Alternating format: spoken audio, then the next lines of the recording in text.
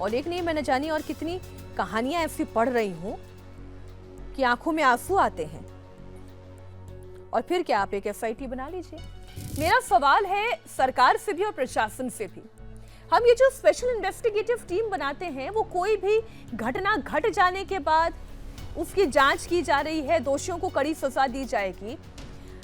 अरे भाई, मृत्यु हो चुकी है, जो मर चुका है उसको आप वापस से जिंदा नहीं कर सकते हैं। तो एक एसआईटी ऐसे अग्निकांड, ऐसे हत्याकांड, मैं फिर कहती हूँ ये हत्याकांड है, ऐसे कांड होने से पहले कोई एसआईटी क्यों नहीं गठित की जाती है कि आप जरा, चाहे कोचिंग की सेंटर्स हो, छोटे छोटे होटल्स हो, छोटे छोटे मोटेल बना के रखे हुए हो, ढाबे हो, आप इसके लिए कोई ऐसी टीम का गठन क्यों नहीं करते जो जाकर उसकी पड़ताल करे। और हर शहर में ये पड़ताल होनी चाहिए। दिल्ली हो, नोएडा हो, गुरुग्राम हो, लखनऊ हो, गाजियाबाद हो, मुंबई हो, बड़े शहर हो, छोटे शहर हो, ए टाउन हो, बी टाउन हो, सी टाउन हो, जहां जहां भी ऐसे छोटे छोटे कोचिंग सेंटर चल रहे हैं, अक्सर वहां से इस तरीके की घटनाएं सामने आ रही है। जो बड़ी बड़ी इमारतें तैयार होती हैं वहां पर तो बाकायदा बड़ा पैसा लगा होता है, बड़ा इंश्योरेंस होता है, फायर सेफ्टी के बहुत सारे नियम होते हैं जिनका पालन किया जाता है। लेकिन अक्सर इस तरीके की दुर्घटनाएं वहां पर होती हैं जहां पर चाहे वो कोई बिल्डर हो, चाहे वो कोचिंग संचालक हो, चाहे वो कोई क्लिनिक हो, वहां पर जो नीचे के लोग होते हैं ना, वो अपनी कटमनी के लिए इलीगल इमारतों को भी चलने देते हैं, चाहे वो कमर्शियल हो, चाहे वो रेसिडेंशियल हो। अब देखिए, अभी एक और जानकारी मिल रही है, पटना के मुसलपुर इलाके में भी कोचिंग संस्थानों में फायर सेफ्टी की टीम रेड के लिए पहुंची है। मैं इसी की बात कर रही हूं। जब फायर सेफ्टी के लिए टीम जाएगी, मौका मुआयना करेगी, अपने शहर का हाल देखेगी कि कहां पर कोचिंग सेंटर चल रहे हैं, उनकी स्थिति क्या है। आप याद करिए, दिल्ली का भी जो राजेंद्र नगर का इलाका है, करोल बाग का इलाका है, जहां पर बड़े बड़े कोचिंग सेंटर्स चल रहे हैं, जो आईएएस तैयार करते हैं, पीसीएस तैयार करते हैं, आईपीएस तैयार करते हैं, उनके लिए कोचिंग सेंटर्स चल रहे हैं। वहां पर भी बाढ़ का पानी आ जाने से नीचे ग्राउंड फ्लोर्स की और अंडरग्राउंड्स की क्या हालत हुई थी।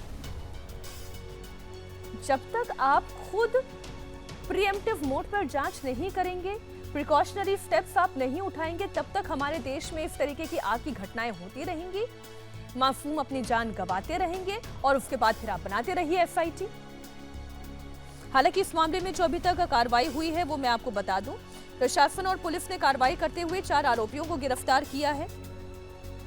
गिरफ्तार किए गए लोगों में वीरेंद्र प्रकाश शुक्ला है, जिसकी बिल्डिंग थी, बिल्डिंग का मालिक जो है रामकृष्ण उपाध्याय, उसे गिरफ्तार किया गया है।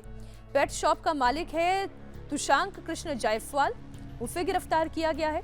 कोचिंग संचालक है सुरेश कुमार साहू, वो भी गिरफ्तार किया गया है। और साथ ही जो अधिकारी निलंबित किए गए हैं, 4 अधिकारी हैं जो निलंबित किए गए हैं मुख्यमंत्री योगी आदित्यनाथ के निर्देश पर। प्रशासनिक स्तर पर लापरवाही बरतने के आरोप में जो 4 अधिकारी सस्पेंड किए गए हैं, इसमें जानकीपुरम के एक्सीएन गौरव कुमार, इंदिरानगर के एफएसएसओ कमलेंद्र कुमार सिंह, एई यानी कि जो इंजीनियर हैं अनिल कुमार, और जेई जूनियर इंजीनियर जो हैं वो प्रमोद पांडे, ये 4 नाम शामिल हैं। अब आप मुआवजे का ऐलान करते रहिए, जांच टीम का गठन करते रहिए, जांच करवाते रहिए। 15 परिवार तो उजड़ गए। परिवार वाले बाहर खड़े होकर फूट फूट कर आंसू बहाते रहे, अंदर धुआं उठता रहा, एक एक करके लोगों की जान चली गई। कब तक हमारे देश में ये सब होता रहेगा? और क्यों नहीं इसे हत्याकांड कहा जाए?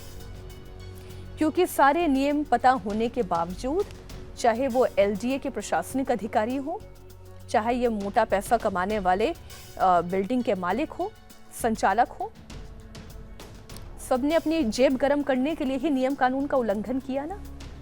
और नियम कानून का उल्लंघन करने की वजह से आज 15 परिवारों को उजड़ता हुआ हम देख रहे हैं, उनकी आंखों से आंसू निकलते हुए हम देख रहे हैं।